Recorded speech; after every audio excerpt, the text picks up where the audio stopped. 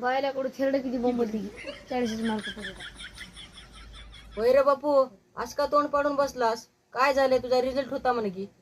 काय नाही, रिझल्ट लागला पण 40 मार्क पडले. चांगला दिवा लावलास बापू. आधी तू घराच्या बरं, हे गटोड ही पाडायचं बाहेर. होय हो, का को करायला? तुझं पोरग 40% घेऊन ठेवलंय. तुम्हाला म्हणलं मी तेव्हा तिथं गावातून म्हशी घेऊन द्या, ओळख राहते. त्या 1.5 लाख रुपये ठेवून नांदेला ठेवल्या.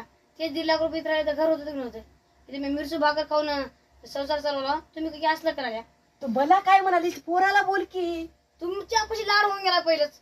तुम्हाला म्हणलो की नाही मी तेव्हाच, ठेवू नका हो, ठेवू नका. इथे 2 म्हशी घेऊन द्या. उगत नंबर 1 दुधाचा व्यवहार चालत होता. आहे की त्या कुटुंबाचं? 12,000 कळ लावला कडून. थोडा जोर आहे का तुम्हाला? ये पोर कसला आहे की?